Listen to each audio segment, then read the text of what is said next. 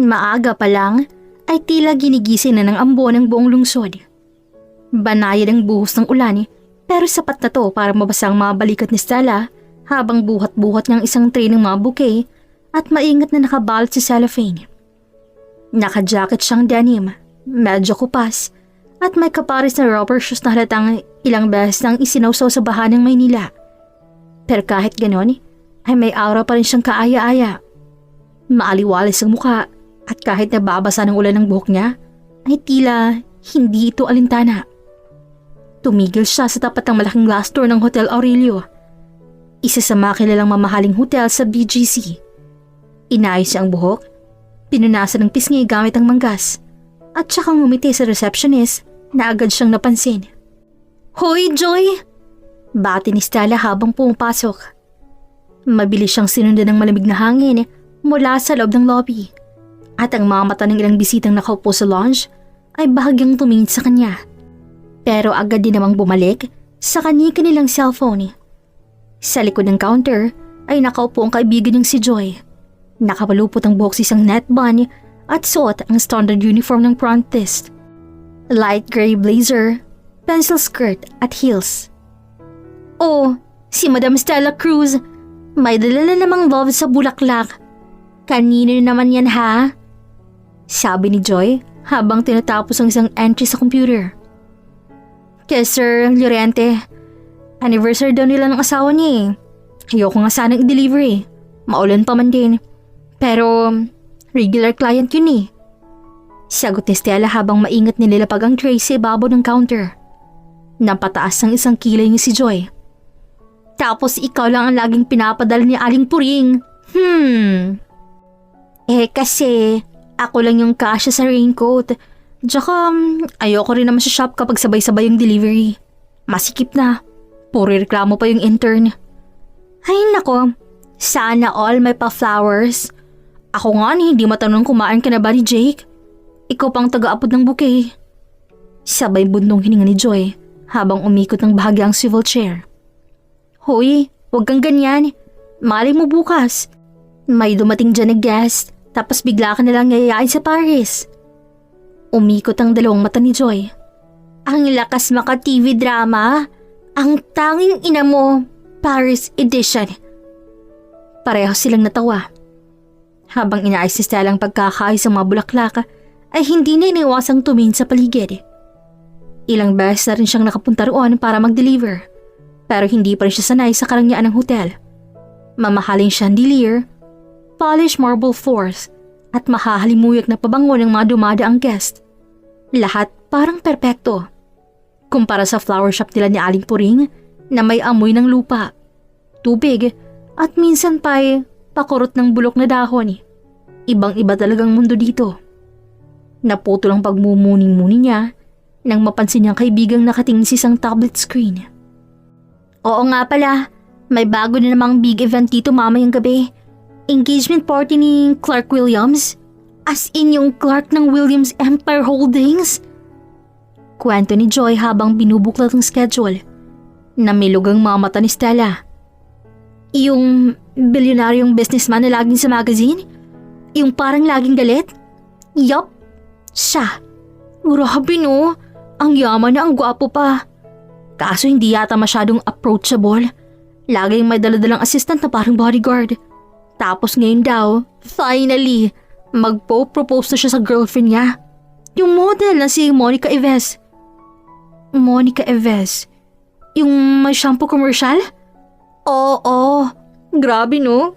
Power couple. Ang ganda. Ang perfect. Ay, Joy. Kung ako siguro yung Monica niyan, hindi ako magpapabangs. Tapos bibili lang ako ng island. Di ikaw na. Sandali silang natahimik. Si Estela ay abala pa rin sa paglalagay ng note card sa bouquet, habang si Joy naman ay binabasa ng ilang reminders para sa gabi. Sa mismong sandaling yun ay may pumasok na assistant. Isang lalaking nakaitim at may hawak na tray na may maliit na velvet box. Nagmamadali itong dumaan sa lobby papunta sa elevator. Nadura siya ng bahagya at muntik nang bumaliktad ang tray. Oops! Bulalas na Stella. Tumama ang siko ng assistant sa gilid ng mesa. At sa hindi inaasahang pagkakataon, isang malit na kahon ang nalaglag sa sahig, malapit kay Stella. Nagkatingin ng tatlo. Si Joy, medyo napatayo. Si Stella ay napalingon agad sa sahig. Pero bago makalapit ang asistant, ay napulot na ni Stella ang kahon. Sa likod ng isip niya, ang akala'y isa lang itong box ng coffins. Inabot nito pabalik, pero hindi na siya pinansin ng asistant. Tuloy-tuloy itong pumasok sa elevator habang may kausap sa earpiece. Napakunot ang noo ni Joy. Oh wait, nakita mo ba yun? Velvet box? Baka sing-sing yun. Hindi ko alam, pero parang magaan eh. Baka yun na nga yung engagement ring. Kung ganon, bakit hindi niya binalikan? Nagkibit-balikat si Joy. Baka hindi niya napansin. O baka may backup sila. Hindi na nila pinansin pa. Nilibang na lang ni Stella ang sarili sa paglalagay ng mga susunod pang order. Pagkalipas ang ilang minuto, ay nagpaalam na rin siya. Oh, aalis na ako ah. May next delivery pa ako sa Makati. Text mo ako kapag nandun ka na. Tsaka mag-umbrella ka ha. Basa ng likod mo. Copy, Nanay Joy. Biro ni Stella habang lumabas ng hotel. Hindi alam ni Stella ay naiwan sa gilid ng bulaklak ang kahon. Ang singsing na sanay para kay Monica. Nakasiksik ito sa pagitan ng tissue paper at dahon ng eucalyptus. Nang makauwi na si Stella, ay agad niyang inalis ang sapatos sa may pintuan. Basang laylayan ang kanyang pantalon at ramdam pa rin sa balikat ang lamig mula sa buong araw na ulan. Tiningnan niyang paligid, tahimik ang bahay. Sa maliit na kalan ng dirty kitchen ay kumukulong ginisang munggo, habang ang amoy ng pritong tuyo ay sumasabay sa hangin. Ay salamat, bahay na. Mahina niyang bulong si sarili habang pinupunasan ng pawis sa noo. Mula sa loob ay narinig ng kaluskos ng tsinelas ni Lola Glo. Ang lola niyang sa kabila ng katandaan ay masigla pa rin at matalas ang mata. Oh, andyan ka na pala iha. Basa na naman yung likod mo. Ilang beses ko na bang sinabing magdala ka ng extra t-shirt? Bati nito habang may hawak na sandok. Sorry na la, hindi ko po talaga in-expect na uulan buong araw eh. Sagot ni Stella habang inaabot ang tuwalya sa may likod ng pinto. Pumasok siya sa malit nilang sala. Inilabag ang eco bag sa mesa at saka naupo sa kahoy na bangko. Habang hinhimas ang batok ay naalala niyang isang bagay na hindi niya agad nabigyang pansin kanina. Yung maliit na kahon na naglag mula sa tray ng assistant sa hotel. La, tingnan niyo nga to. Feeling ko nalagay lang po sa bag ko kanina. Dinala ko po sa yung tray ng bouquet tapos nagmamadali yung assistant. Sabay abot niya ng box. Si Lola Glo ay mabilis lumapit. Inilapag ang sandok sa tabi at tiningnan ng box na may velvet na balot. Tumikhim ito. Nako, parang mamahalin na. Hinawakan ng matanda ang kahon at maingat na binuksan. Pareho silang napatingin sa laman. Isang singsing. Simple pero kumikinang. Walang palamuti pero halatang mamahalin. Malinis ang pagkakakabit ng bato. Classic solitaire. Sus Mariosep, anak saan mo nakuha to? Hindi to laruan ha. Mukhang engagement ring to. Hindi ko nga po alam. Parang nalaglag lang po habang nagdi-deliver ako. Sa hotel po kasi, may assistant na may dalang tray. Parang velvet boxes yun din yung laman. Tapos nalaglag po to. Akala ko binalik ko na. Pero siguro hindi ko na malayang napunta sa bag ko. Baka naman ikaw nang isusunod na ikakasal. La naman, hindi nga ako nagbo-boyfriend tapos ikakasal agad. Napatingin si Lola Glo sa kanya ng kunot noo. Sukatin mo nga. Tingnan lang natin kung kasya. Oh ha? Ayoko nga. Hindi atin yan. Baka mahalin pa. Ay nako, sukat lang naman yan. Hindi ka naman nagplano na itakas eh. Para lang malaman natin kung kumukha ng size mo. Malay mo, sinadya ng tadhana. Tadhana agad la? Sing-sing lang to. Ngunit hindi na siya pinakawalan ni Lola Glo. Hinawakan ito ang kamay niya at pilit sinusot ang singsing sa kanyang palasingsingan. Sige, isa na lang. Para lang masabi natin subukan. Wala nang nagawa si Stella. Kinuha niyang singsing mula sa kahon at marahang isinuksok sa daliri. Pumasok. Sakto. Nagkatingin sila ni Lola Glo. Sakto nga. Aba baka nga para sa'yo yan. La, wag yung nga akong ganyanin. Mamaya may nagpapanik na sa hotel kasi nawawala na pala to. Paano pag may maghanap? Di balik mo. Pero hindi man nakakakilig isipin. Isang napulot na singsing tapos perfect fit? Ay parang pelikula. Parang yung kwento sa radyo ng isang gabi. La, wala po tayong love life. Focus muna tayo sa bayad sa kuryente. Kahit wala kang love life anak, pwedeng kiligin. Libre naman ang mangarap. Tahimik si Stella. Pinagmasdan niyang singsing. Hindi siya mahilig sa alahas. Pero may kung anong kiliti ang itsura nito. Parang may kasamang kwento. Parang hindi lang basta mamahaling gamit. May laman. May pinanggalingan. Nilingon niya ang maliit na kahon. Sa loob nito ay may maliit na papel. Kinuha niya't binasa ng pahapyaw. To Monica, forever starts here. See? See? Sino kaya yun? Mahina niyang bulong. Si Clark Williams. Napanood ko sa balita kagabi. May engagement party daw siya mamaya. Singit ni Lola Glo habang nagsisali ng munggo sa mangkok. Nanlamig ang batok ni Stella. Naalala niya ang sinabi ni Joy. Yung assistant, yung tray, yung velvet box, yung Monica. Oh my gosh! Engagement ring ni Clark Williams to? Sabi niya na halos hindi makahinga. Nagkatingin sila ni Lola Glo, sabay silang natahimik. Aba kung ganyan anak, ibalik mo na agad yan. Baka may reward pa. Ila, hindi ko alam kung paano ko sila kakausapin eh. Hindi nga ako sigurado kung yun talaga to. Wala akong resibo. Wala akong kahit anong patunay. Bakit hindi mo puntahan bukas yung hotel? Sabihin mo lang na baka ito yon. Wala namang mawawala. Tumango si Stella. Pero sa loob niya, may kaba. Hindi niya maintindihan kung bakit, pero parang may biglang bigat sa puso niya. Binaba niyang singsing at maingan na binalik sa kahon. Bukas ko ibabalik. Pero kahit anong gawin niyang pag-iwas, ay hindi maalis sa isip niya ang kinang ng singsing sa kanyang daliri. At ang tanong na gumugulo sa kanya, bakit parang ang gaan sa pakiramdam na suot niya to? Sa kabilang banda ng syudad, ay maagang dumating si Clark Williams sa opisina ng Williams Empire Holdings. Suot ang navy blue suit, pressed to perfection, at nakaayos ang buhok na tila walang hiblang lumilihi sa ayos. Tahimik siya habang nakaupo sa conference room. Hawak ang tablet, ngunit sa loob-loob niya may maliit na kirot ng inis na hindi niya maalis. Ilang oras na kasing nawawala ang singsing. Hindi basta-bastang singsing. Custom made. Imported ang bato. At may personal na ukit. Binili niya to 3 buwan bago siya nagdesisyong mag-propose. Hindi lang basta alahas, isa itong simbolo ng commitment. Kahit medyo komplikado na ang relasyon nilang dalawa ni Monica. Pumasok si Jacob, ang kanyang loyal na assistant.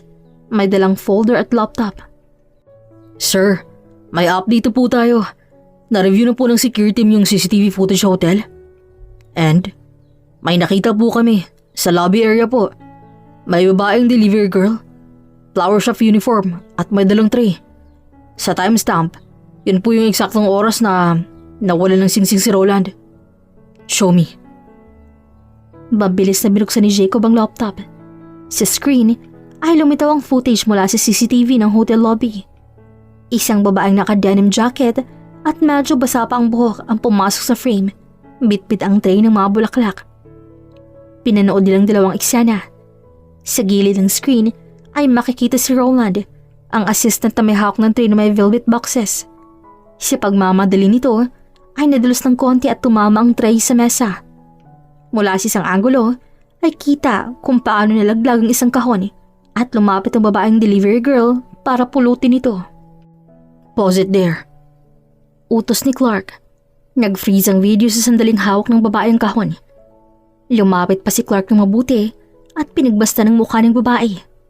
Hindi masyadong malinaw pero sapat na para maanidag ang itsura. Hindi pamilyar at hindi niya kilala. "Anong pangalan nito?" "Wala ko pong confirmed name, sir. Pero nakalog po sa visitor sheet ng front desk na ang nag-deliver ng bulaklak sa oras na yan ay galing po sa Petal Blooms under the name of Stella Cruz." Petal Blooms. Yan yung suki ni Loriente. Madalas silang nagpapadeliver sa hotel. Opo, sir. Regular supplier sila. Mukha ang babae sa video. Si Stella Cruz nga. Nag-match din po ang ilang ID na nakuha namin na online. May business Facebook page sila. May picture po siya. Tumango si Clark habang pinagmamasdan muli ang nakaposte imahe. Hindi mukhang magnanakaw. Simple ang ayos at halatang nagmamadali. Pero hindi rin sapat yun para hindi siya questionin. "Call Roland. Make sure he writes a full indecent report." "Yes, sir. Already done." Tumayo si Clark at inayos ang kanyang coat. "Where is this shop located?" Sa may dapitan area po. Maliit lang. Family owned. According to the online info. Pwede ko po silang tawagan." "No. Ako nang pupunta." Tumayo si Clark at sinara ang tablet. Nagulat si Jacob. "Sir, I want to talk to her myself." "Sir, we could file po a report. I'm not pressing charges, Jacob. I just want answers." Hindi na kumimbo si Jacob. Alam niyang kapag si Clark nagsalita ng direkta, ay wala nang atrasan. Ilang oras matapos ang CCTV review, umabot na ng hapon nang makarating sila sa tapat ng Petal Blooms. Maliit ang shop, pinturang mint green na may faded na signage. May mga paso ng gumamelas at santan sa gilid at may lumang belt sa pinto. Hindi agad bumaba si Clark. Tinitigan muna niya ang shop mula sa loob ng sasakyan. Tahimik, walang aircon, wala ring guard. Simpler than simple. Hindi ito yung tipo ng lugar na pag nanaasahang magnakaw ng singsing na worth 2 million. "Sir, papasok na po ba tayo?" Tanong ni Jacob mula sa passenger seat. "Let's go." Pagpasok nila ay sumalubong ang amoy ng sariwang bulaklak. May matandang babae sa gilid na nagsasali ng tubig sa mga paso. Si Lola Glo. Pero ang mata ni Clark ay agad na napatitig sa dalagang nakatalikod at nag-ayos ang bouquet sa loob ng shop. Nang maramdaman ng babaeng pagbukas ng pinto ay lumingon ito. At sa unang pagkakataon, nagkaharap silang dalawa ni Clark. Tahimik ng ilang segundo. Wala pang nagsasalita. Si Stella ay halatang nagulat. Si Clark naman ay mahinang humigop ng hangin bago tuminang direkta sa mga mata niya. "Stella Cruz?" Tanong niya na mahinahon pero tila ba may kaba. Tumango si Stella. "Opo, kayo po?" Clark Williams." Ramdam agad ni Stella ang tensyon. Nagtama ang mga mata nila at kahit hindi pa niya alam ang buong dahilan ng pagpunta nito, ay alam niya nang hindi ito basta delivery complaint. Si Jacob ang unang nagsalita. "We believe you accidentally pick up something during your last delivery." Kinuha ni Clark ng phone niya, ipinakita ang screenshot mula sa CCTV. Eksaktong frame kung saan pinupulot ni Stella ang maliit na kahon. "Alam mo ba kung nasan to ngayon?" Tahimik si Stella, lumingon siya kay Lola Glo na ngayon parang napako sa kanatatayuan. Hindi niya agad masagot. Hindi niya alam kung aamin siya na nandun pa ito sa kahon sa ilalim ng drawer ng counter. Saglit pa kinuha din ni Stella ang kahon at iniabot kay Clark. "Alam mong hindi itong singsing tama?" "Opo, at hindi ko naman po sinabing akin." "Kaya lang, bakit parang ayaw namang isauli?" "Excuse me?" "Let me guess. Tinago mo muna. Tiningnan mo. Baka iniisip mong jackpot? Malay mo, mamahalin pala." Namulang pisngi ni Stella. Hindi niya alam kung galing sa inis o sa hiya. Pero malinaw sa tono ni Clark na pinagbibintangan siya. "Hindi ko yung ginawa. Hindi ko po alam na singsing yun hanggang sa pagbukas ko ng kahon kagabi. At hindi ko po ito tinuring na jackpot. Hindi po ako ganon. Talaga lang? Alam mo bang pwede ko naming kasuhan? Biglang natigilan si Stella at napalunok. Pero hindi siya umatras. Nagbitaw siya ng maikling tawa, hindi dahil natatawa, kundi dahil hindi makapaniwala. Kasuhan? Dahil hindi po agad ibalik ang singsing na hindi ko naman sinadyang kunin? Alam niyo po, kung yun talagang balak niyo, sige lang. Wala akong pambayad sa abogado, pero may konsensya ako. At hindi ko ipagpapalit yun sa kahit anong presyo ng bato sa singsing na yan. Tumahimik si Clark, ilang segundong tinitigan niya si Stella. Pero sa halip na mainis ay tila naaaliw pa. Biglang nag-iba ang tono ng kanyang boses. Gutsy, you don't break easily. Hindi po ako nababali ng basta-basta. Napangiti si Clark, hindi sarcastic, ngunit parang may binubuong plano sa kanyang isip.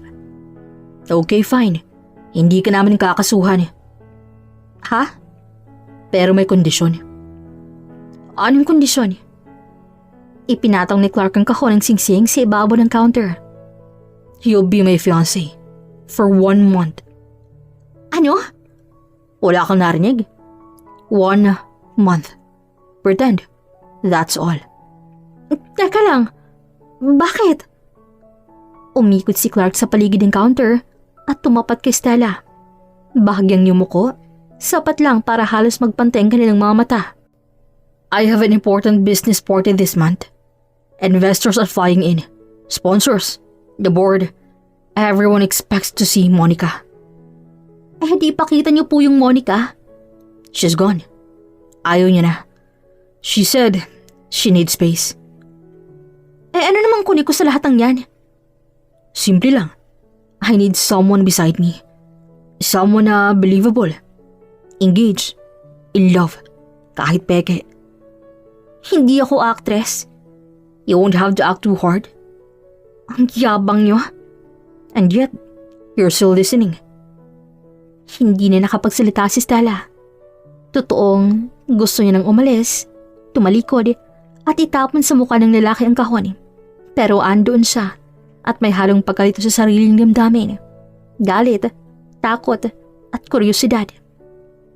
Bakit ako? Bumaba rin ang tingin ni Clark. Kasi sukot sa iyong singsing. Tumigil ang mundo ni Stella. Sa ilang sandali, ang tanging narinig niya ay ang pagtibok ng puso niya. Walang background music, walang ulan, walang basang-basahan sa kanyang kamay.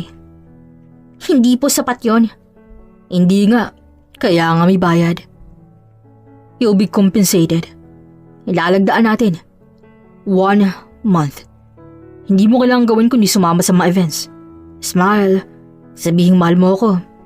After that, tapos. Natahimik si Stella. Hindi siya sigurado kung anong mas nakakainis, ang tono ng lalaki o ang katotohanang parte sa kanya na iintriga. Hindi ko alam kung tanga kayo o desperado. Both, pero ikaw may singsing.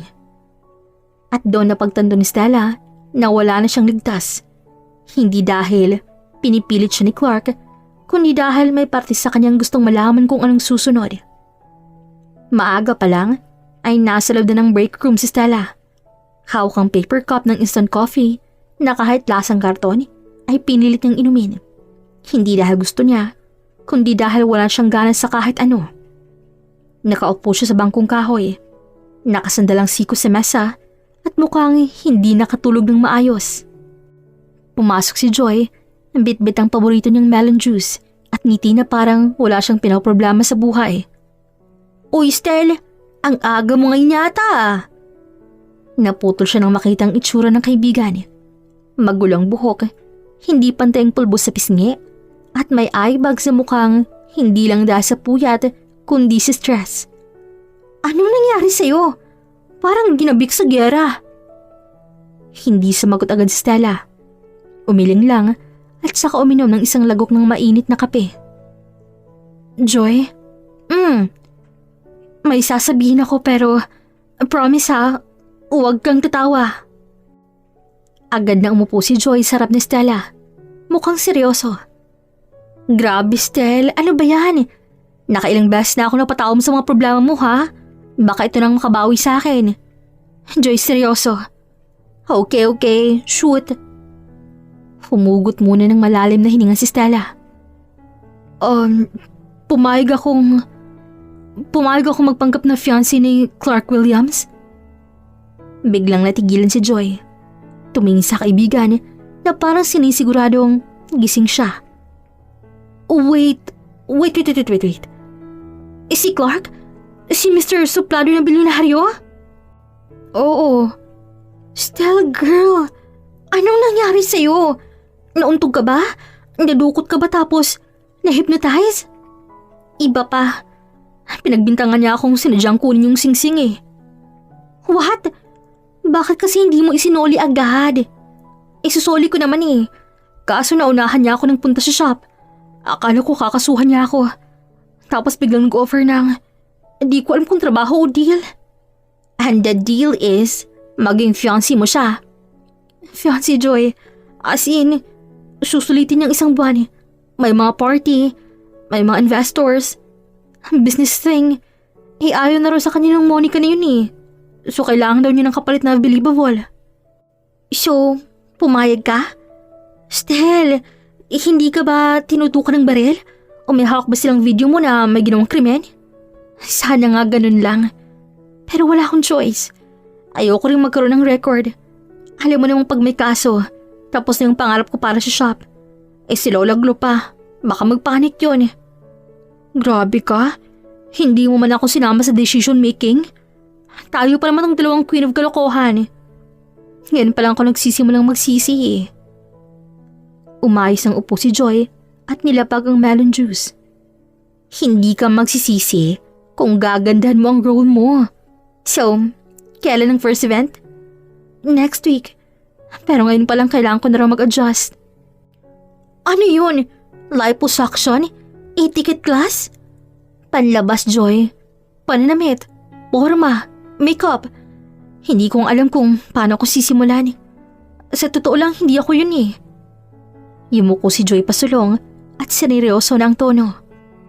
Well, girl, hindi ka nga yun. Pero for 1 month lang to, diba? Oo. At kung sakaling sa labing isang buwan, ma-develop si Mr. Billionaire sa'yo, aba, jackpot! Joy, kidding aside, Stel. Okay lang yan, no? Tutulungan kita. Simula ngayon, ako na ang personal stylist mo. Joy, wala akong budget sa mga designer. Hindi mo kailangan ng designer dye.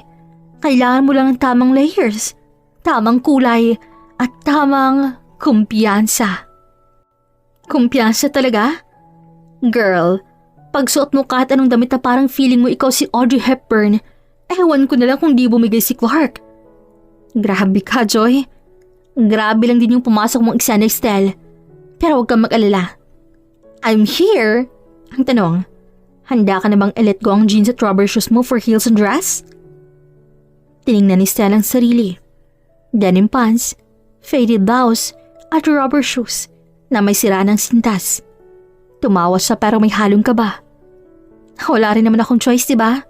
Exactly! Kaya mamaya pagkatapos ng shift, diretso tayong mag-ukay. Tapos sa Sabado, hair treatment. Sa Linggo, skincare. Ititrain din ka na magsalita na parang sosyal, pero hindi trying hard. Teka, training na rin ba to para maging future Mrs. Williams? Let's not jump to the Lulu mood. Business lang muna tayo, Stella. Ngumiti si Stella, pero halatang may bigat pa rin sa kanyang dibdib. Hindi ko talaga alam kung kakayanin ko to, Joy. Isipin mo na lang, parang pocketbook lang yan. Isang buwang nobela. Pagandahan ng eksena. At girl, ikaw ang bida. Tumawa si Stella at medyo gumaan ang kanyang loob. Salamat, Joy. Hindi mo kailangang maging Monica. Kailangan mo lang na maging the best version mo, Stella. Walang naging choice si Stella, kundi sumunod sa schedule ni Clark. Mga brunch meeting, wine tasting event at charity gala. Parang araw-araw ay taping sa isang teleserye. Pero imbis na script ang hawak ni Stella, ay checklist ng assistant ang sinusunod niya. Ngayong araw ay simpleng outing lang, sabi ni Clark. Pero napansin ni Stella na kahit yung simple sa mundo ni Clark ay may kasamang private driver, branded picnic set at view ng Manila Bay mula sa rooftop garden ng isang exclusive building. Hindi ba sapat sa park ang picnic? Tanong ni Stella habang nakatingin sa nakahilarang tinapay, cheese at sparkling water na parang hindi pamilyar sa panlasa niya. Natawa si Clark. Sanay ka ba sa picnic na may fishball? Mas masaya yon. At least, walang pressure ngumiti. You're saying, I'm pressuring you to smile? Hindi naman po. Pero, iba lang po talaga yung mundo nyo eh. Minsan feeling ko, baka bigla akong mahulog sa stage. You're doing better than expected. Talaga? Akala ko sasabihin mong kailangan ko pa ng training. No, you're different. Different good o different pangit? Tumitig si Clark kay Stella at sa pagkakataong to ay mas seryoso ng tingin. Different real. Napayuko si Stella. First time ko yatang marinig yan mula sa mayaman ah. Maybe, it's time you hear it more often. Tahimik sandali habang pinagmamasta nila ang pagdilim ng langit sa dulo ng bay. May mga ibong lumilipad sa itaas at sa likod ng manggarang setup ay naroon pa rin simpleng simoy ng hangin. Alam mo, I used to hate silence. Ngayon? Depende kung sinong kasama ko. Napalingon si Stella. Ay nako, kung ganyan kayo mambola, hindi na ako magtataka kung may 5 kayong ex. Tumawa si Clark, pero totoong tawa na ngayon. Actually, 2 lang. Isa lang yung importante. Yung Monica? Hindi agad tumugod si Clark. Ininom lang niya ang laman ng baso at saka tumingin sa malayo. She knew everything about my world. But sometimes, it felt like she wasn't ready in it with me. Nasa tabi lang, para lang sa audience. Ako? Ikaw, wala ka pa naman sa stage. Magkomentary ka na. Sorry na, ganito lang talaga ako. Minsan maingay, minsan mataray. Pero totoo. At least alam ko kung saan ako lulugar. Nagtawanan sila. Naging mas madalas ang magantong tagpo. Mga tahimik na lakad sa mga hallway ng event venue habang hinihintay ang cue. Mga palihim na sulyap kapag may narinig na kabastos ang chismis mula sa ibang guest. Minsay, nagkaabot pa sila ng mga mata habang sabay inirol ang mga ito. Sa isang charity dinner, habang nakaupo sila sa dulong mesa, ay siniko ni Stella si Clark. Hoy, ba't di ka kumakain ng green beans? Ang lasa niya parang pangdamo. Ganyan pala kayong mga big time? Ayaw sa gulay? Excuse me? Pero sa gitna ng halakhakan at sulyapan ay may napansin si Stella. Si Clark ay mas magaan. Hindi na masyadong seryoso.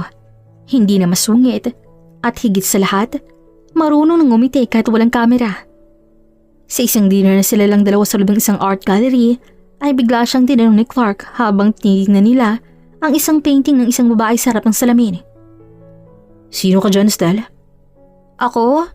Siguro yung babae sa likod. Yung parang hindi sure kung pwede siyang sumama sa kwento. Bakit hindi? Hindi naman ako galing sa pamilyang pampintura, no? Mas sanay ako sa alikabok ng bulaklak kaysa ginto sa canvas. Seryosong bumaling si Clark kay Stella. Maybe it's time na makita mo kung gaano ka pwedeng maging parte ng kwento. Kahit hindi ka galing sa ginto.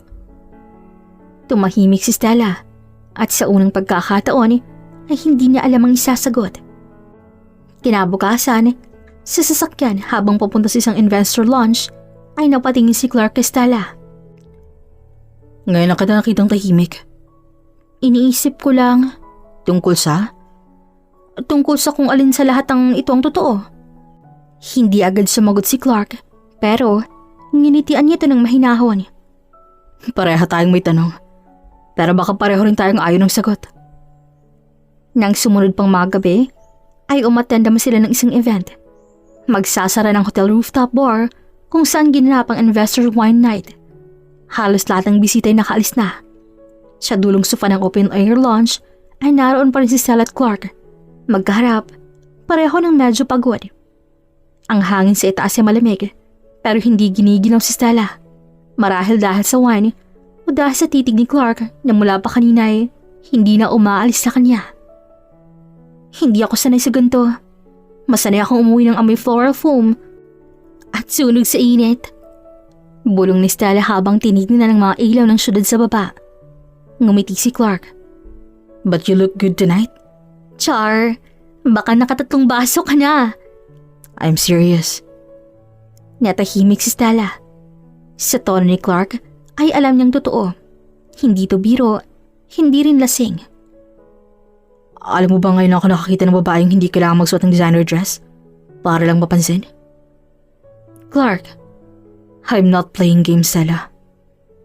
at sa unang pagkakataon ay tinawag siya nito sa buong niyang pangalan. Tahimik, nakatingin lang silang dalawa sa isa't isa. Hanggang sa tumayo si Clark at inabot ang kamay ni Stella. Let's go. You need rest. Hindi agad kumilos si Stella, pero may kung anong humilas sa kanya. Hindi ang kamay ni Clark, kundi yung pakiramdam na sa gabing yun ay walang ibang tao. Walang peke, walang papel na ginagampanan. Sumama siya. Sa penthouse suite ay tahimik silang pumasok. Walang nagsalita habang naglalakad sa hallway. Hanggang sa makarating sila sa kwarto, kung saan siya pansamantalang nanunuluyan bilang parte ng engaged arrangement nila. Pagkapasok ay biglang huminto si Stella. Si Clark ay nasa likod lang niya at dahil hindi siya agad gumalaw, ay napalapit ito sa kanya. Sapat para maramdaman ang init ng hininga nito sa batok niya. Stella. Lumingon siya. Ang lapit nila. Sa isang iglap ay pareho silang hindi na kumibo. Parang may tanong sa hangin pero walang gustong magsalita.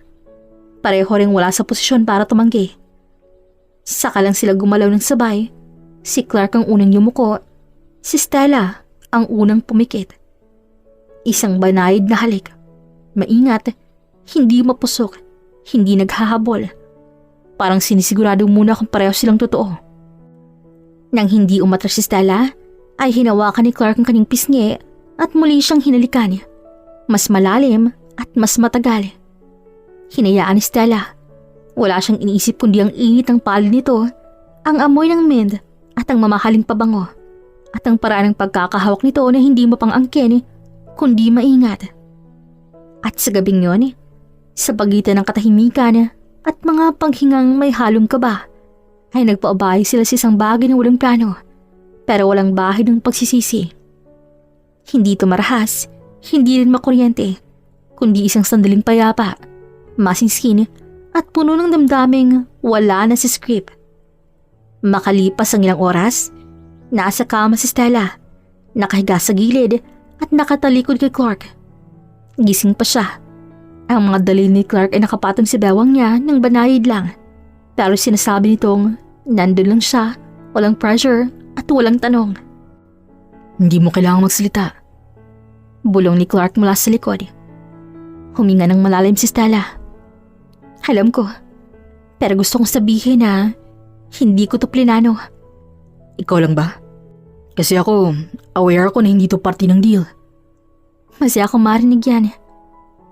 Tahimik silang muli. Sa labas ng bintana ay dahan-dahang lumiliwanag ang langit.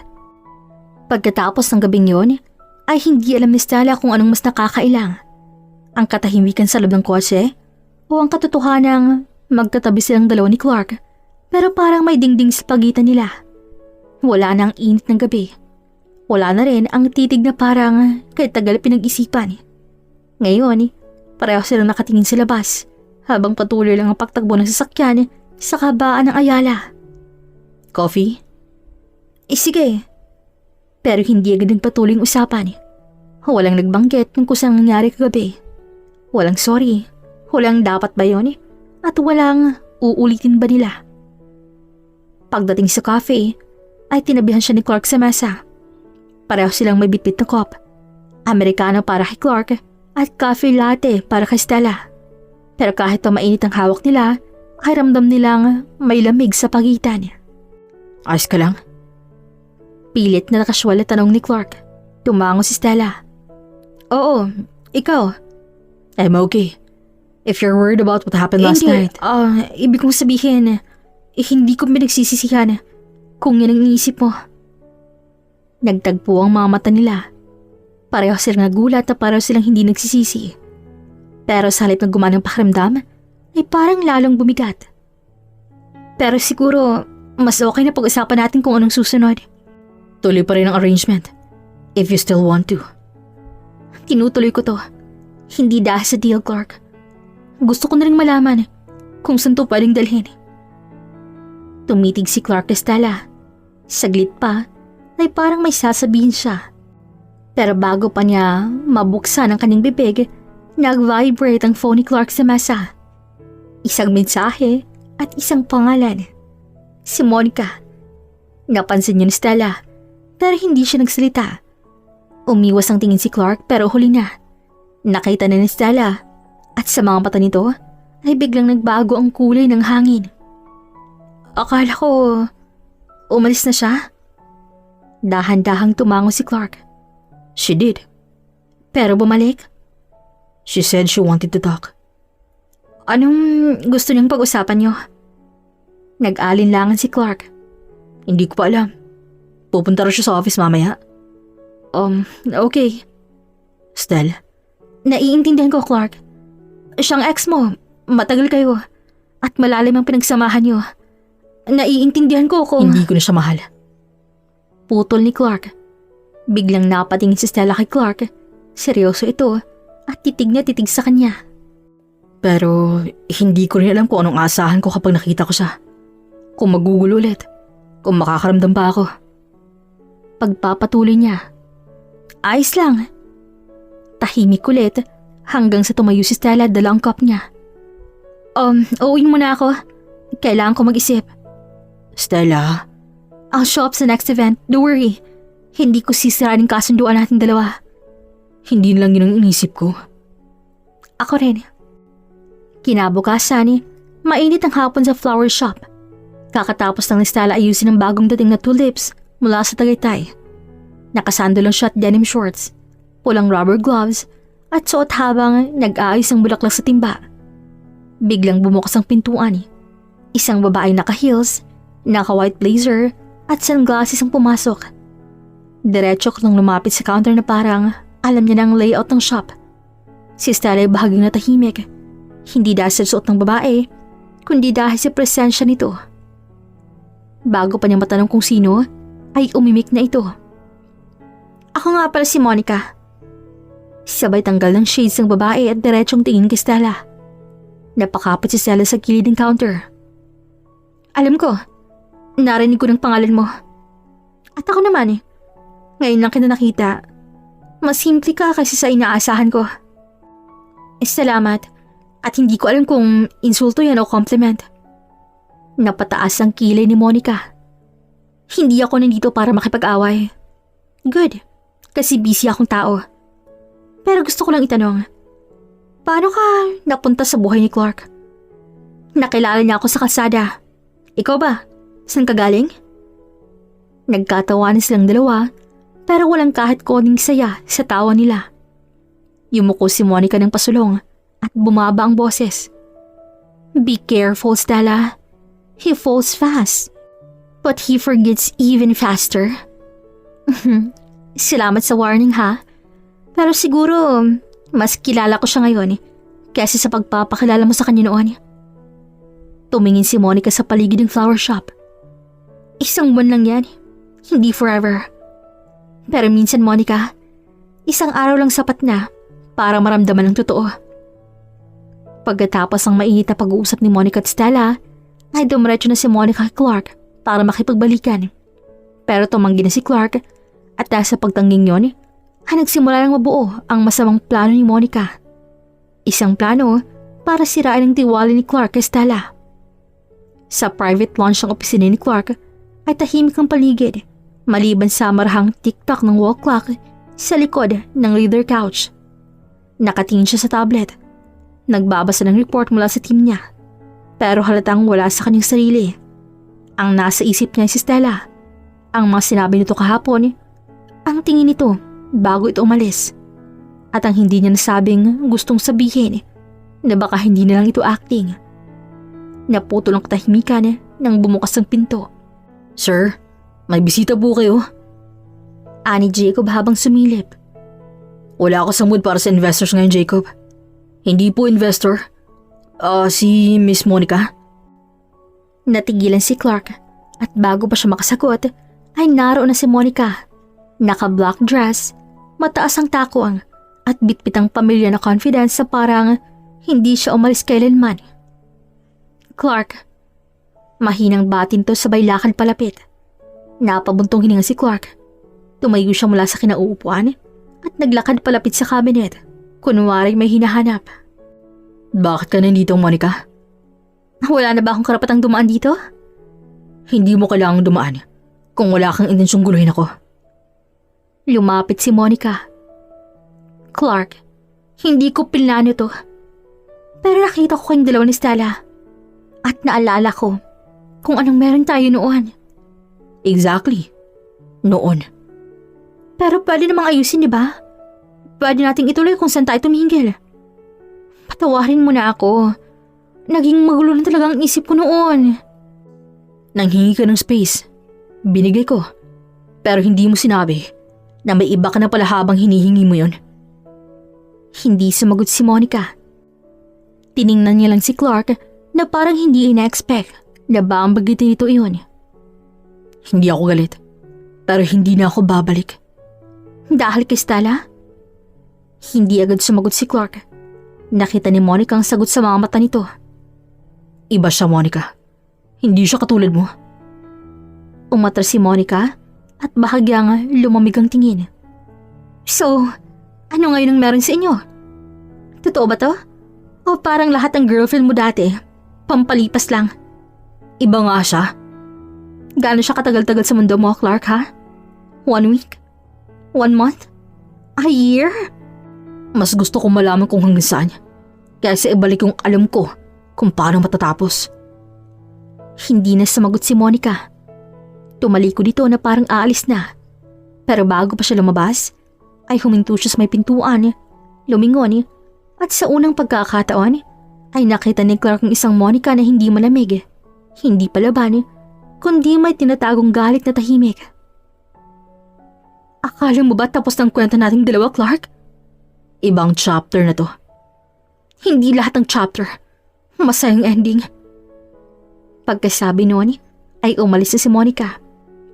Sa labas ng opisina, sa hallway, ay huminto si Monica sa tapat ng elevator. Pinagmasdan niyang sariling refleksyon sa salamin ng pinto. Hindi siya umiiyak. Hindi rin siya mukhang wasak. Pero sa loob-loob niya, ay nanggagalit ang damdaming hindi niya mapigilan. Si Stella, ang babaeng yun ang dahilan kung bakit tuloy nang isinara ni Clark ang pinto. Napakagat si Monica sa labi. Kinuha niyang phone sa bag at nagdial. Tumawag si Monica sa isang dating kaibigan na kilala sa paggawa ng malinis na background check. Sa malamig na boses, ay inutusan niyang imbestigahan si Stella Cruz, ang babaeng nagtatrabaho sa isang flower shop sa Makati. Sa loob ng sasakyan pa uwi, tahimik si Monica habang nasa likod ng black SUV. Tinanggal niyang takong at pinagmasdan ng skyline sa labas. May bagang ngiti sa labi niya. Hindi ng saya, kundi ng plano. Kung hindi niya kayang bawiin si Clark sa paraang alam niya dati, gagamitin niyang mundo ni Stella laban sa kanya. Alam niyang hindi kayang panindigan ng babaeng makasingulingan sa harap ng totoong mundo, politika at reputasyon. At ang mundo ni Clark ay hindi para sa mga totoo, kundi para sa mga sanay maglaro. At si Stella, sa mata ni Monica, ay isa lang siyang palaboy na napaibig ang hari. At gaya sa chess, hindi pwedeng tapusin ang pawn ng laban. 3 araw mula nang muling bumalik si Monica sa eksena.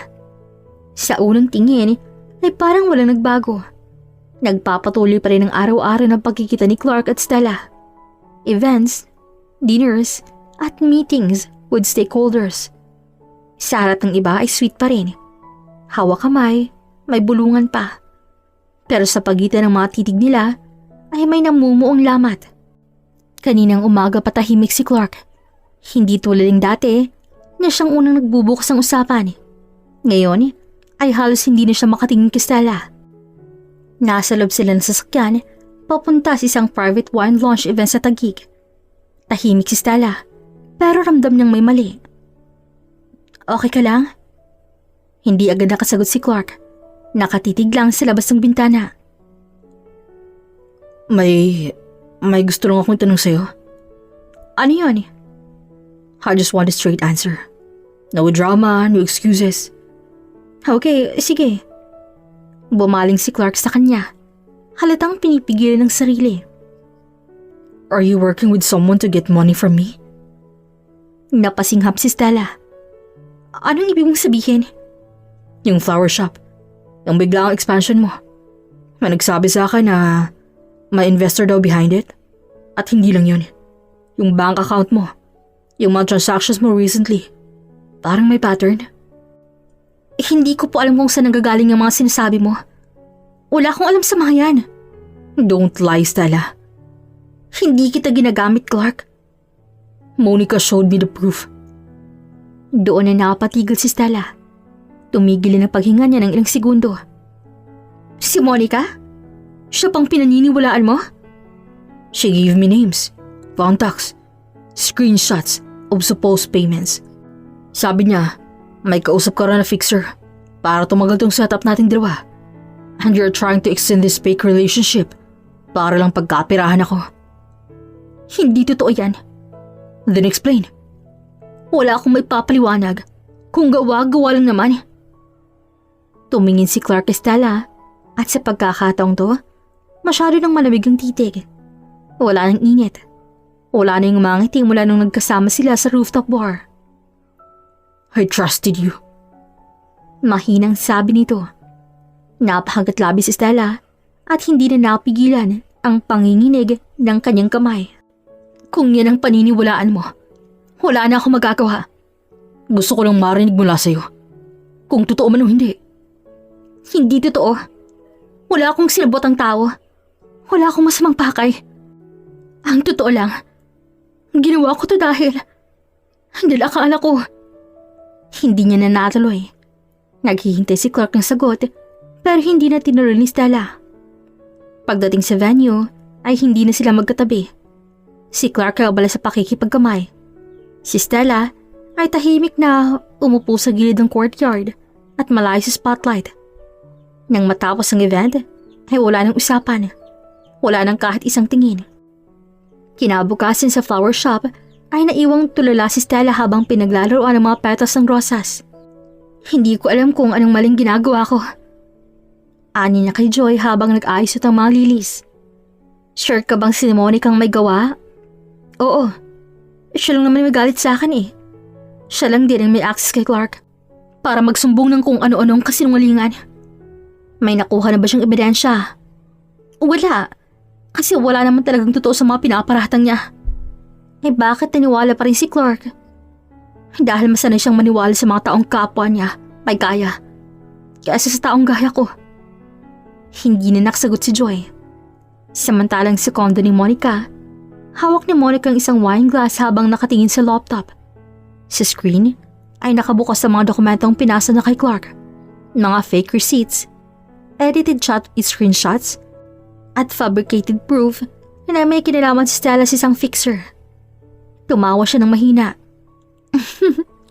Too easy. Nag-ring ang phone niya. Tumawag ang kaibigan ni Monica para ibalita ang problema. Nalaman ni Stella ang tungkol sa fake fixer. Di gawan mo ng paraan. Huwag mo siyang hayaang magsalita. Hapon habang pauwi si Stella galing sa flower market, ay isang lalaki naka-helmet at naka-jacket ang biglang lumapit sa kanya sa kalsada. Isang lalaking lumapit kay Stella at iniabot ang sobre. Sa loob nito ay may USB na may label na The Truth. Mabigat ang hawak ni Stella sa USB habang naglalakad siya papunta sa building ng kumpanya ni Clark. Buo ang loob niya. Alam niyang wala siyang ginawang masama at ngayong hawak niyang ebidensya ay oras na para tapusin ang lahat ng paninira. Sa guardhouse ay pinigilan pa siya ng receptionist.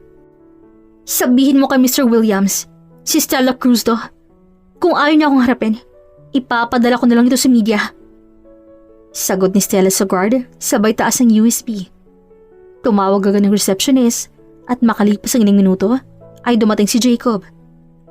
Stella? Anong? Pupunta ako sa opisina ng boss mo. May karapatan akong makipag-usap sa kanya. Walang nagawa si Jacob kundi ang samahan siya paakyat. Sa loob ng opisina ni Clark, nasa loob ito, tahimik na nakatayo sa harap ng malaking bintana. Tumingin siya nang marinig ang pagbukas ng pinto. Stella? Wala akong oras sa drama, Mr. Williams. Panoorin mo to.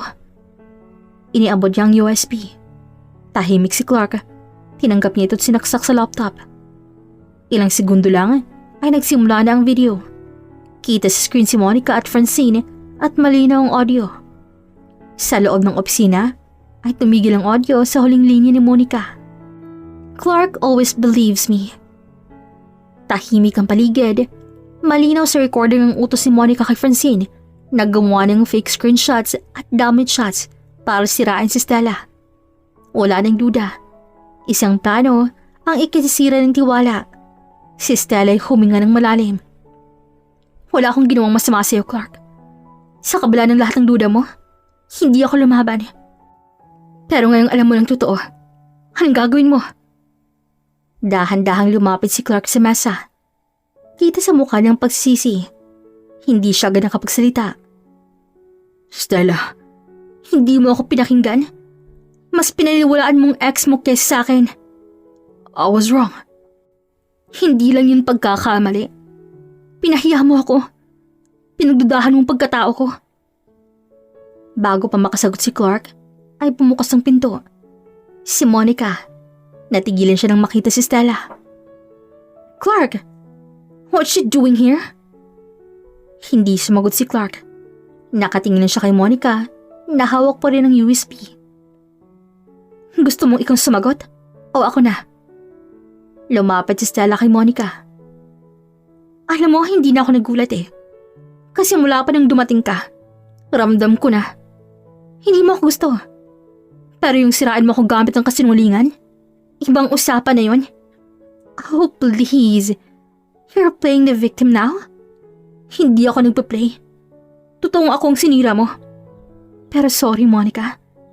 Hindi lahat ng tao nabubuhay sa fake na mundo ng tulad sa'yo. Tumingin si Clark kay Monica. Totoo ba to? Hindi sumagot si Monica. Monica! Fine. Oo, gawa-gawa ko lang lahat ng yon. Bakit? Kasi nauna ako. Ako dapat. Akong kilala mo. Ang ka-level mo. Hindi siya. Wala sa level ng pagmamahal. At kung yan ang pamantahin mo, mas lalo akong hindi bagay sa akin. Natahimik si Monica. Kita sa mukha niyang galit at hiya. Paalam, Monica. Don't ever come near me again. Matigas na sabi ni Clark. Lumabas si Monica nang hindi lumilingon. Matagal na katahimikan. Si Stella nakatayo pa rin sa gitna ng opisina. Si Clark, hindi makatingin. Pasensya na. Hindi sapat ang sorry. Tumango si Clark. Alam ko. At hindi ako magmamadaling hingin kapatawaran mo. Pero kung papayag ka, gusto kong patunayan na hindi ako magdududa ulit. Hindi ko alam. Hindi ako sigurado kung kaya ko pang bumalik sa dati. Masakit eh. Pero hindi ba worth it subukan ulit? Hindi ko sinasadyang saktan ka. Pero ngayon kung bibigyan mo ako ng chance, babawi ako. Hindi para sa deal. Hindi para sa imahe. Kundi para sa atin. Tumingin si Stella sa kanyang diretso sa mata. Gusto ko lang ng totoo. Kahit hindi bargarbo. At kahit hindi perpekto. Nang totoo, Stella. Ikaw lang hindi ko pinilit. Pero ikaw lang totoo sa lahat. Tahimik silang dalawa hanggang sumakbang si Clark papalapit. At kung sakali man, pwede ba kitang hawakan ulit? Hindi na bilang fiancé sa harap ng investors, kundi bilang ako. At ikaw. Hindi agad sumagot si Stella. Pero sa unang pagkakataon matapos ang lahat ng sakit, ay dahan-dahan siyang tumango. 3 araw nang lumipas mula nung huling magkita sina Clark at Stella. Simula nung ibinunyag ng kasinungalingan ni Monica, ay hindi na muling bumalik si Stella sa opisina ni Clark. Sa halip, ay mas pinili nitong manahimik at ito ng pansin sa kanyang maliit na flower shop. Maaga pa lang, ay abala na siya sa pag-aayos ng mga bouquet. Maaliwalas ang umaga, tahimik, simple, at walang komplikasyon. Gaya ng dati. Pero kahit anong pilit niyang bumalik sa dating sigla, ay hindi niya maalis sa isip ang huling sinabi ni Clark. Napapagod si Stella habang pinapantay ang mga tangkay ng bulaklak. Pilit niyang inuubos sa trabahong nabdaming iiwan. Sa kabilang banda, nasa opisina naman si Clark. Nakaupo siya sa conference room, pero wala sa mga papel ang isip niya. Lahat ng deal, kontrata at schedule ay parang background noise. Si Jacob ay pilit naman siyang kinakausap. Sir, do you want to approve this pitch deck? Yeah, that's fine. Napatingin si Jacob sa kanya. Boss, kung gusto mong sundan si Miss Stella, sundan mo na. What? Halatang wala ka po sa sarili. Kanina pa po kita kinakausap. Wala ka namang naririnig. Hindi ka ganyan dati. I don't know how to approach her again. Sinaktan ko siya. Then don't approach her as CEO. Approach her as Clark. Yung lalaki na tutong umiti daw sa kanya. Kinabukasan, isang karito ng mga sunflower ang biglang dumating sa flower shop. Hindi to usual supplier ni Stella. Pero, nang pagbuksan niya ang may note nang nakasabit. For the girl who gave me sunlight when I only knew the shade. C. Napangiti si Stella kahit pilit. Arte. Bulong niya, pero hindi niya maitago ang kilig. Pagkalipas ng tanghali, ay may dumating na lalaki sa shop. Naka-cup, naka-shades, at may dalang take-out na lunch. Ay, alam kong late ka na kumakain pag maraming orders. Bati ni Clark habang inaabot ang brown paper bag. Bakit ka nandito? Inalis ni Clark ng suot na shades at sombrero. Hindi ko alam kung papapasukin mo ako ulit sa puso mo. Pero kung okay lang, sisimulan ko sa maliit. Sa pananghalian muna. Tahimik si Stella. Tinitigan niya lang ang bag ng pagkain, tapos si Clark. Hindi mo naman kailangang sagutin agad eh. Gusto ko lang malaman mong andito lang ako. Pagkaraan ng isang linggo, hindi araw-araw, pero palaging may paalala si Clark. Minsan isang kape, minsan isang bulaklak, minsan bigla na lang siyang susulpot sa shop para ayusin ang silang ilaw o bitbit ang bagong paso para sa mga orchids. Hanggang isang hapon, habang nag-ayos sa mga lili si Stella, ay narinig niyang may tinatawa ng bata sa labas. Pagsilip niya, nakita niya si Clark na nakalahod sa tabi ng isang batang babae. Tinuturuan kung paano ayusin ang ribbon sa bouquet. Ganito, para hindi natatanggal. Nang makita siya ni Stella, ay kumaway ito. Sorry, may bata lang lumapit. Gusto raw matutong gumawa ng bouquet. Okay lang. Pero mas okay sana kung tutulungan mo ako. Baka mali itong turong ginagawa ko.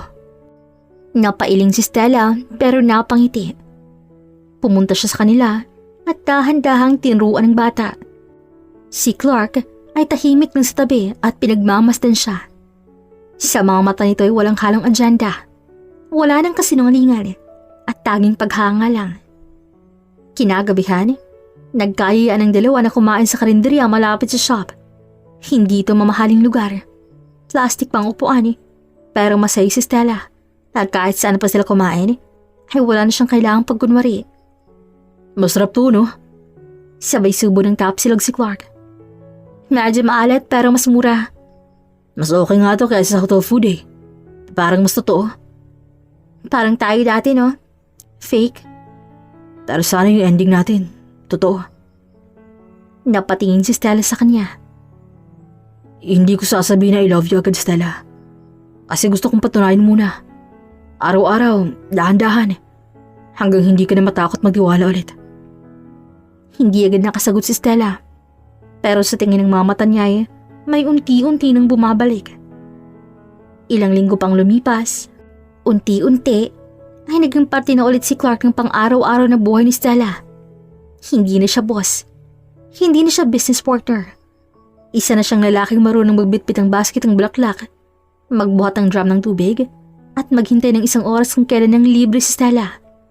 Hanggang isang gabi, habang nakaupo sila sa harap ng flower shop at tahimik na pinagmamasa ng mga ilaw sa kasada, ay nagsalita si Clark. Stella, Po, sa lahat ng babaeng nakilala ko, ikaw lang yung hindi humingi ng kahit ano sa akin. Kaya ngayon, ako naman ang hihingi. Pwede ba kung umasa na balang araw, hindi na lang ako bibisita dito para manligaw, kundi bilang parte ng buhay mo? dahan-dahang ngumiti si Stella. Huwag mo akong pilitin. Pero kung kaya mo kong hintayin, baka po dumating din yung araw na yon. 1 taon nang lumipas, si isang rustic style na flower farm sa Tagaytay ay may kasalan na gaganap. Simple pero elegante. Puno ng mga puting bulaklak, wooden chairs, at hanging lights na parang bituin sa tanghali. Sa gitna ng altar, nakatayo si Clark, nakaputing barong at nakangiti habang nakatingin sa babaeng paparting. Si Stella ay nakasuot ang simpleng off-shoulder na gown. Hawak ang bouquet ng sunflower at daisy. Mga bulaklak na naging simbolo ng simula nila. Walang belot, walang tiara. Ang meron lang ay ngiti sa kanyang mga labi at mata na puno ng tiwala. Walang ingrading tugtugin. Tanging marahang pagdibong ng puso at ang pag-iihip ng malamig na hangin ng saksi sa kanilang pagmamahalan. Sa harap ng mga piling bisita, pamilya, kaibigan, at ilang empleyado sa flower shop, ay nagpalitan ng panata sina Clark at Stella. Hindi kita pinangarap, kasi hindi ko alam na may kagaya ka palang pwedeng dumating sa buhay ko. Pero nang dumating ka, natutunan kong ang tunay na pag-ibig ay hindi dumarating sa plano. Dumarating paghanda ng puso. Tumulo ang luha ni Stella, pero hindi ito luha ng sakit, kundi ng kagalakan. Nang siya naman ang magsalita ay simpleng-simple lang. Hindi ko akalain na ako, isang simpleng babae, ay mamahalin ng isang gaya mo. Pero salamat po, kasi pinili mo ako. Kahit maraming hadlang, kahit maraming duda, salamat sa pagtanggap. Pagkatapos ng I do at palakpakan, ay hinalikan ni Clark si Stella. Hindi bilang fiancé sa harap ng investors, kundi bilang asawa sa harap ng Diyos at tunay na tadhana. Pagkatapos ng kasal, sa reception area ay may set up ng flower arrangement corner, kung saan pwedeng gumawa ang mga bisita ng sarili nilang mini bouquet. Idea to ni Stella, para daw mas personal ang souvenir. Ang galing ng ideyang to. Ikaw talaga, Stella. Flower girl forever. Sabi ni Joy habang abal sa pagpili ng ribbon. Hindi na ako flower girl, Joy. Asawa na ako ng may-ari ng hotel. Correction? Asawa ng lalaking natutong magtinda ng bulaklak? Sabat ni Clark. Nagkatawanan ng mga tao. Sa dulo ng araw, habang palubog ang araw ay magkatabi silang dalawa sa swing sa ilalim ng puno. Tahimik at simple. Wala ng kamera at wala ng tao. Sila lang. Masaya ka ba? Tanong ni Clark habang hinihimas ang palad ni Stella. Masaya, pero parang panaginip pa rin. Nope. Totoo to. Wala nang pretend. Wala nang kontrata. Wala na ring Monica. Exactly. Wala nang Monica face. Stella. Sana hindi na ito magbago. Hindi niya sumagot si Clark. Sa halip, ay humigpit lang ang yakap niya. Dahil minsan, hindi na susukot sa yaman, estado, o itsura ang tunay na pagmamahal. Ito'y nagbubuo sa tiwala, respeto, at katapatan. Sa panahon ng duda at kasinungalingan, ang totoo tapat ng puso ang laging magtatagumpay. Higit pa sa singsing o sa kasunduan, at ang pag-ibig ay isang desisyong pinanininigan araw-araw. Maraming salamat po, mga Kakilig Stories. Hanggang sa susunod pong muli. Paalam!